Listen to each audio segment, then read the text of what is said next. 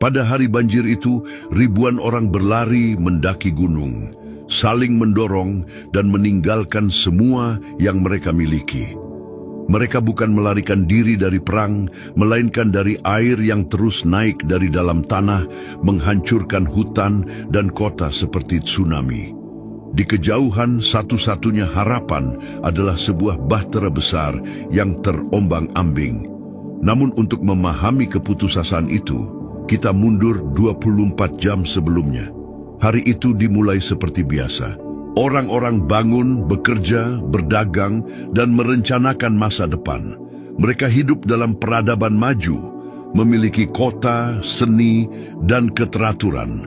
Di tengah kota berdiri bahtera Nuh, besar dan nyata, tetapi sudah dianggap hal biasa. Mereka mengabaikannya, menganggap Nuh hanya orang tua yang berlebihan. Tidak ada yang waspada, meski tanda-tanda alam mulai berubah. Sementara manusia sibuk dengan rutinitas, hewan-hewan justru merasakan bahaya lebih dulu. Mereka berhenti makan dan bergerak bersama menuju kota. Tanpa dipaksa, mereka datang kepada Nuh, seperti tertulis dalam Kejadian 7 ayat 9. Pemandangan itu bukan hanya aneh, tetapi menakutkan, bukan karena jumlahnya, melainkan karena perilaku mereka yang seolah tahu sesuatu yang manusia abaikan. Di alam liar, seekor singa biasanya langsung menyerang kambing, dan burung akan terbang saat melihat gerakan. Namun pagi itu berbeda, naluri mereka seakan dimatikan. Predator dan mangsa berjalan berdampingan, mengabaikan manusia, bergerak dalam satu arah menuju bahtera. Manusia dengan segala pengetahuan dan teknologinya menganggap hari itu biasa saja. Sebaliknya, hewan-hewan dipandu naluri, seolah tahu bahwa sesuatu besar akan terjadi. Mereka berjalan masuk ke dalam bahtera dalam prosesi yang sunyi dan menggetarkan. Bagi banyak orang, itu hanya tontonan aneh seperti proyek sia-sia. Padahal itu adalah sekoci keselamatan yang sedang dipersiapkan. Menjelang siang, pasangan hewan terakhir masuk. Lalu tiba-tiba terdengar suara keras, pintu bahtera tertutup dengan sendirinya. Seperti tertulis dalam Kejadian 7 ayat 14, Tuhanlah yang menutup pintu itu dari luar. Seketika suasana berubah, tawa berhenti, kesadaran mulai muncul. Langit masih cerah, cuaca tetap hangat, tetapi semuanya sudah terlambat. Pintu itu tertutup rapat, tidak bisa dibuka dari luar. Orang-orang hanya bisa berdiri di depan bahtera, menyadari bahwa kesempatan telah berlalu. Di sini, pemisahan fisik berubah menjadi sebuah penegasan yang tak terbantahkan. Mereka yang berada di dalam dilindungi, sementara yang di luar dibiarkan sendiri. Setelah ketakutan awal, banyak orang mencoba menjelaskan situasi itu secara rasional, mengira itu hanya bagian akhir dari proyek Nuh. Hidup pun terus berjalan. Mereka kembali ke aktivitas sehari-hari, tanpa menyadari bahwa pintu yang tertutup itu bukan sekadar akhir pembangunan, melainkan awal dari hitungan waktu mereka. Langit tetap biru, cuaca terasa normal, memberi rasa aman yang palsu. Namun pada pukul 3 sore, segalanya berubah. Suhu tiba-tiba turun drastis. Angin dingin yang belum pernah dirasakan mulai berhembus. Dan di atas mereka terbentuk massa gelap yang menekan, menutupi cahaya matahari. Bukan sekadar awan, melainkan sesuatu yang asing dan menakutkan.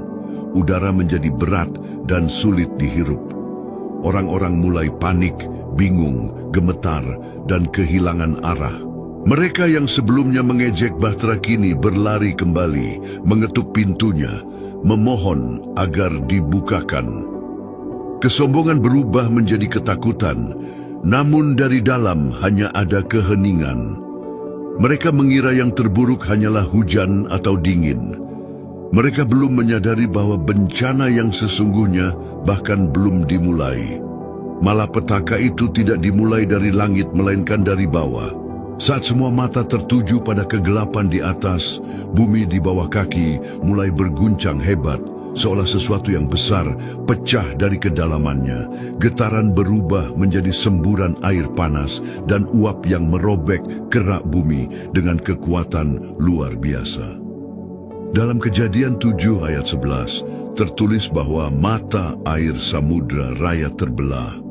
Artinya, kehancuran pertama datang dari bawah, menghancurkan fondasi yang selama ini dianggap kokoh. Bumi retak seperti bejana yang meledak, memuntahkan air bertekanan tinggi yang menghancurkan kota, merobohkan bangunan dan menelan peradaban dalam sekejap. Mereka yang selamat dari guncangan awal terjebak di antara retakan atau dilalap uap panas. Tanah tidak lagi menjadi tempat berpijak. Di tengah kekacauan itu, bahtera yang tampak sederhana justru menjadi satu-satunya harapan, dirancang untuk mengapung, sementara semua yang lain tenggelam. Namun itu baru permulaan. Ketika para penyintas berusaha bertahan, langit akhirnya terbuka. Bukan hujan biasa yang turun, melainkan curahan air seperti air terjun yang menghantam tanpa henti. Pintu-pintu air langit terbuka dan air jatuh sebagai kekuatan yang menghancurkan segala sesuatu. Secara naluriah, orang-orang berlari mencari perlindungan di dalam rumah.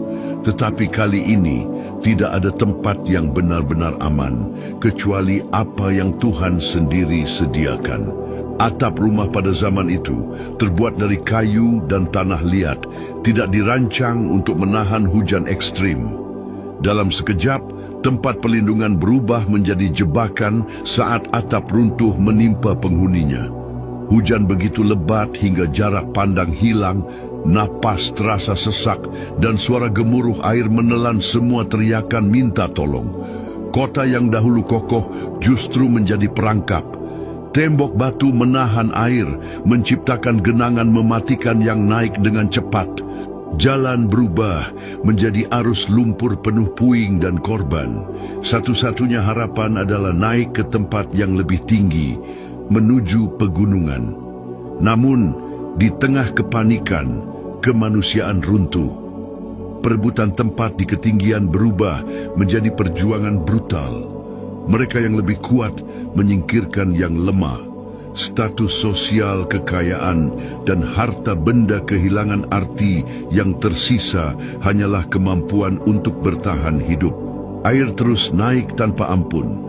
Gelombang besar menghantam lereng gunung, menghapus perbedaan antara yang kuat dan lemah. Pada akhirnya, tidak ada yang mampu melawan kekuatan alam yang dahsyat itu.